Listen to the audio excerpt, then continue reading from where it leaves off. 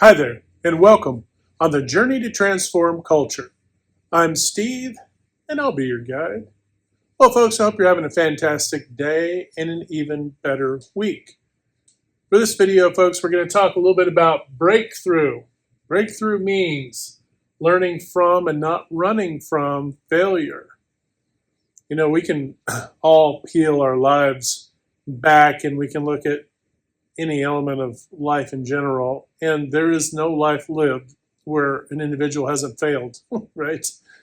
Forgot an appointment, if you didn't make a grade, right? Didn't pass a test, X, Y, Z, all the things. Let some people down in your life, right? Personally, professionally, and otherwise. Drop the ball somewhere along the way. A lot of times, it's typically when we're junior in our career, when the more obvious things happen, right? But that isn't to say that it can't happen at any point in our entire life, right? So failure is kind of an inherent aspect of living, right? We don't want to fail, right? At least I hope not. We don't want to fail, but it goes beyond that. And let me back up a little bit. While oftentimes we'll jump in talking about organizational culture and transformation from that perspective, remember, much of what we talk about, all the dots are connected, personally, professionally, within your communities, any groups you're associated, all of it, right? Relationships, family, friends, you name it.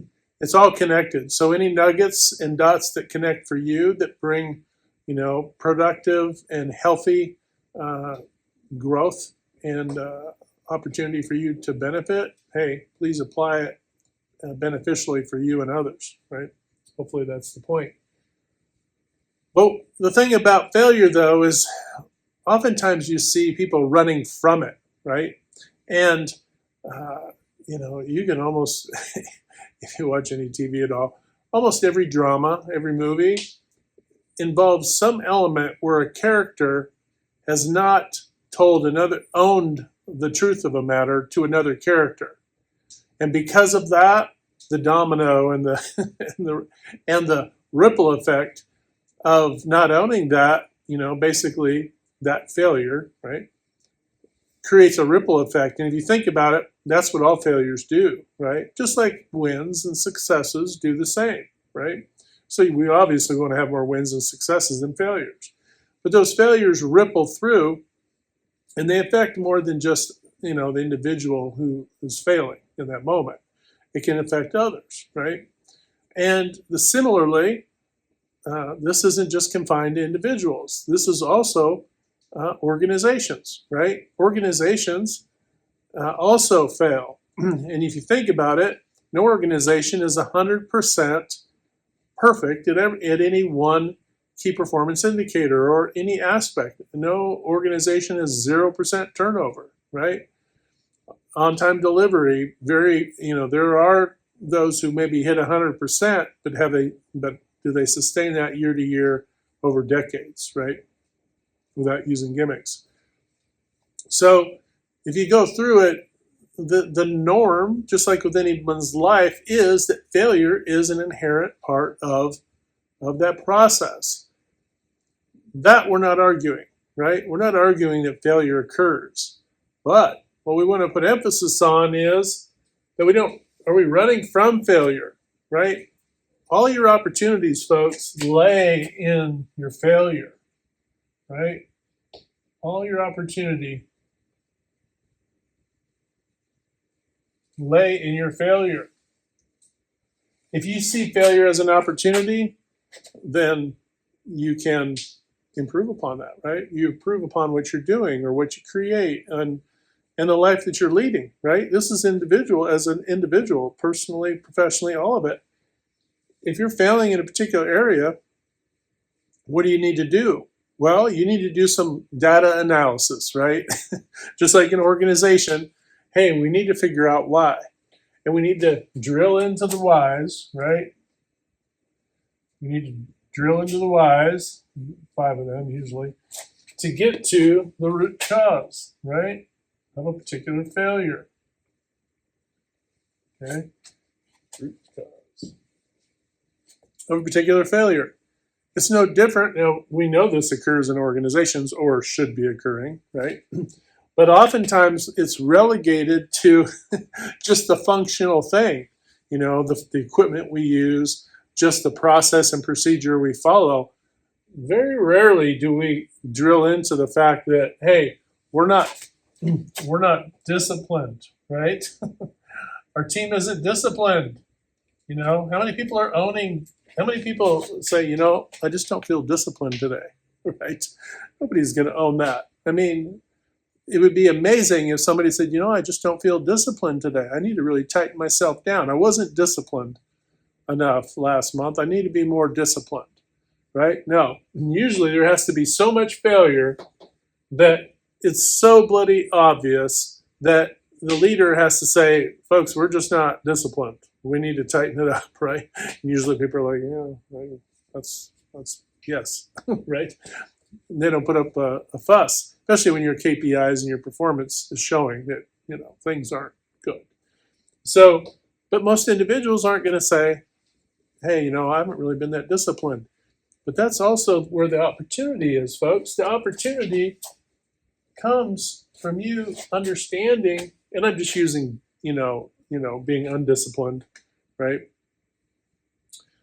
Being undisciplined as an example could be anything, right? That isn't helping, right? If your discipline is poor, right? If your quality is not great, all the things. Individually, we have to ask. Rarely does anybody in an organization go, oh yeah, you know what? Our root cause, we weren't disciplined.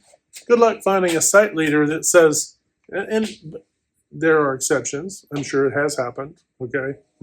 A site leader who says, you know what, we just weren't disciplined. We could have done better, and we weren't disciplined, and we need to do better. That should be something that's said, if that's the case, right? Obviously. But is the site leader just throwing the team under the bus, right? Saying, well, I just don't have a disciplined group. I need to get some more folks in here because I just don't have a discipline, right? Playing that game, the little show game with their, their division or their corporate headquarters, right? And the broader team doesn't know that they're being thrown under the bus in back channel conversations and meetings, right? So, but rare is it a site leader or leaders in general who are going to say, you know what, we just weren't disciplined enough, right? They just aren't. You won't see it, but they should, and we should, right? We should be able to say, you know what, I could have communicated better. I could have communicated better, and I think that's probably where I failed. But we could just throw anything out there. We really do need to drill into the actual root cause, right? I'm using some examples, but into the actual root cause, because not, it could be a functional thing. One outfit I helped, all they need to do is invest a couple $1,000s in some tools for changeovers and different production lines. And they hadn't done it for, they just never thought to do it. Here they were shutting down productivity, in their production, and they had accumulating waste and all these things.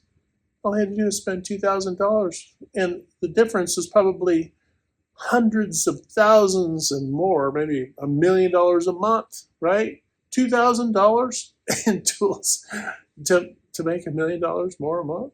Think about that. That's it, most of us would be like, what? Right? But the fact that we don't look deep enough, we just kind of gloss over. We look for the simple, easy fix, right? And don't get me wrong, if there's a simple, easy fix to make, you make it. But you got to go deeper, folks. You got to drill in deeper, because typically you got to get to the root cause. You're going to have to dig deeper, and you got to find the data, right? Because it may be that the discipline isn't a problem. I'm just using this as an example, of course, to show our human nature, right? But I don't really have to, because the data is out there. And if us as individuals, personally and professionally, we're spot on perfect, then you'd have organizations that were spot on perfect, right? So do the math, folks. Do the math. If you were perfect, your organization would be perfect. That is the the brand, the hot brand, of the whole thing is you'd be perfect as an organization if your team was perfect. Now, to be perfect is an idealistic goal, right? It's a great goal. It's a great target in certain areas to hit perfection, right? But to sustain that, right? So we use targets, right? And your target, I mean, if you're shooting above 95% in a lot of your KPIs, that's amazing. That is amazing. Okay, you're probably the best in class if you're above 95% in all your key performance indicators. And if you are, you probably have a team that's bringing all that 95% to bear on everything they do every day. And that's bragging. Those are bragging rights, right? But as you start to, but keep in mind, anybody who's best in class, 95% or better, those are few. As it starts to stagger down in percentage, then what do you see? Hey, if you're hitting 75, 80%, that's what you're getting from your team, okay? And the leadership. I'm talking about the entire team, not just the broader team, but I'm talking about the leadership, support staff, and the broader team, right? I'm talking about the whole gamut. So you have to understand that you're surrounded in failure, okay? Failure surrounds you every day, okay? So we have to kind of get over it. Failure exists. What are the opportunities in that failure, right? I could come into your organization, I could find the failure, right? But okay, so let me slow walk that for a second. I come into your organization, I find the failure, right? I find the failure. What do you think people are most afraid of? Their fear. They fear this. This is the biggest fear they have, is that somebody will find the failure they didn't find, right? Or find the failure they knew was there, but they didn't do anything about, right? That's also a fear, right? These are compounding, overlapping, and layered fears, okay? But the fear, they're afraid of that, right? Eliminate the fear. Open up and understand that failure is a part of it. Failure is an opportunity. Let's see what opportunities lay in our failures. Disassociate from applying a judgment to yourself and to others, right? Just say, hey, this is what it's been. We want to get better, right? Throw the fear out of there. There shouldn't be a fear aspect to it. And let's find it. Let's get rid of this, right? Don't need that nonsense distracting us, right? And let's just own it. What's the reality, right? We got to find the reality. And then we got to brainstorm and come up with some fixes, right? Because your fixes, right? Fixes is an opportunity. The opportunity is in the failure. The fix also in that opportunity, which was part of your failure, okay? Now, does that mean there's not opportunity in your wins and your things you're doing well? No, sure, there are. There are ways you can innovate and improve upon, say, a product or a service. Yes, for sure, right? But we have to look at what's failing. Because if we're just trying to outrun, right? If we're just trying to outrun failure by, we'll come up with a new product and we'll do this and we'll start adding and all this stuff, right? Essentially what you have is you expand too fast. It's almost like Rome, the whole thing with ancient Rome and why it fell. Expanded too quickly, right? Expanded too quickly. Tried to build on its successes instead of working on the root causes, which was internal, right? And not unlike that, folks, the internal part of this equation is the internal is significant. I know this is a mess, but I don't care. Hopefully you don't either. But internal, because this is, your failure, this is what your failure is. It's when you're not doing these things. When you're not trying to find the data, when you're not delving in, then it's a mess. And you've got to go inside. You've got to go inside yourselves as individuals, personally and professionally. You got to get over yourselves and get over, your teammates, right? Quit judging, quit worrying about all that, and get to the internal root cause. Are you bringing everything to bear and all the good things with you every day, right? And if you are, If the broader workforce is doing that, if the leadership's not doing that, or the corporate or the ownership's not doing that, well, shame on you. Shame on you. You're part of the problem, right? But that's okay. Don't be afraid. Don't be afraid. The opportunity is in your failure. And I got news for you, folks.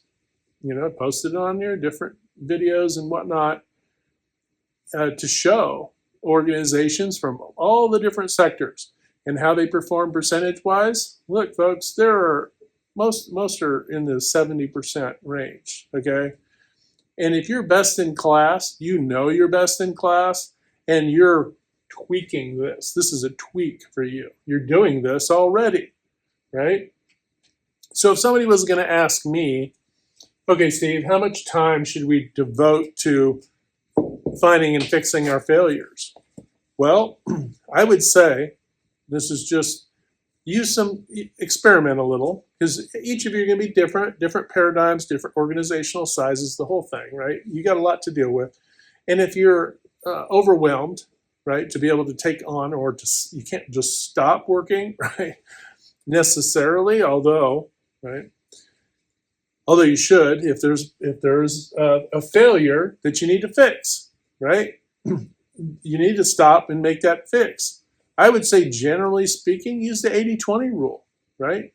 I wouldn't use the Fibonacci ratio, the golden ratio. I wouldn't use that. That's too much time to stop. But I would say you could probably, if you're really struggling, look, folks, you're really struggling. You're driving a car and you got no wheel on one of your axles. Better to stop, fix the wheel, right? I'd say you should be putting in about 20% of your time to try to fix what's broken if you've got real issues, right? Because it's kind of like those tools, like I said before. How long do you think it took me, once I discovered, right? Once did the analysis and discovered, come up with, hey, we spent $2,000 on these tools. How long do you think that took to put into play? It took like an hour or two. An hour or two. I'm not even joking. So within a couple hours, right? Okay? So a couple hours to turn around like $1 million? I mean, come on. You wouldn't do that, right? You wouldn't spend 60 grand if tools weren't that much, but would you spend 100 grand to make 900,000 back? Why wouldn't you? Because the next month and so on and so forth, you're going to be making more than that, right? So do you see where I'm going with this? 20% is not that big a deal when you think about it, because it's not going to be 20% forever, but take 20%, boom, tackle the thing, get in there, do some Kaizen events and other improvement events, 5S and all the rest, and get things fixed up, because you're going to make back that 20% so quick. It's not even going to be a blip on your radar, okay? So, yeah, I'm not saying 20% forever, but I am saying that there are times, and you have to be strategic about this, obviously, right? Because you have customers to serve. But do you think you're serving the customers well if your performance is hurting right now? No, you're not. You're not meeting customer needs. Either you're late, your prices are too high, right? Or you got quality issues. Those are the three biggies, right? And so much of that is also related to not just, workmanship and all that stuff, but also your turnover, right? Your retention, with your team. Are you developing your team? So how good can they perform? How well do they perform, right? Their tasks, which lends to the quality, right? How timely are they, right? All those things. Those don't just snap a finger. If you're bringing people on because you have a turnover issue, you're going through this spin cycle where you're just bouncing from one problem, like a triangle, from one to the other, back to the other, and so on and so forth. And you want to stop all of that, right? But you can't do all of them at one time. You got to pick one, right? Hey, let's get our processes fixed, all right? Let's get our team, let's get a training program created. Hey, call Steve Jones up, see if he can help us with that. All right, whatever, right? And start peeling that, and you'll find that once you start doing these things, you'll start to find an exponential return, right, on your improvements. The improvements that you made out of the bucket of failure you've already got. You've already got this failure, folks. This isn't new failure, right? This is, well, it could be new failures. Hopefully it's not. Hope you're not struggling like that. But, there's opportunity, God forbid you're making a product that is a safety related thing that could do mortal harm to people out in the world. No kidding. Stop, fix it now. Anything safety related, stop, fix it now. Okay? All right, folks, don't want to drag this video out too long. I think you get the point. Don't run from failure, right? Doesn't matter if this could be your organization, your professional career, this could be your personal life, right? It could be civic organizations, churches, relationships, you name it. It's all the same thing, folks. Don't run from it, right? Own it, okay? Own it. You're going to lose customers, right? You're going to lose customers. Life, there's a certain amount of loss that happens in our lives, right? That's just life. But where's the opportunity to learn from those failures, right? Are you learning from these failures? If you're not, and you're not, because, we can see the stats, they're not mysterious, then you're not learning. You're not learning from your failures. And the super huge opportunity lays right in that pocket, okay? Hopefully it's a pocket, not a bucket, okay? All right, folks, that's all for that one. Hey, hit that good green domino 3 to 5 times a day or more to uplift, motivate, inspire, and just encourage one another. When you do that, not only are you helping to transform culture, but you're transforming your own life. But remember, you can't transform anything on the outside if you're not willing to transform on the inside. That's super important. All right, folks, hit like, share, and subscribe. And until next time, we'll talk to you later.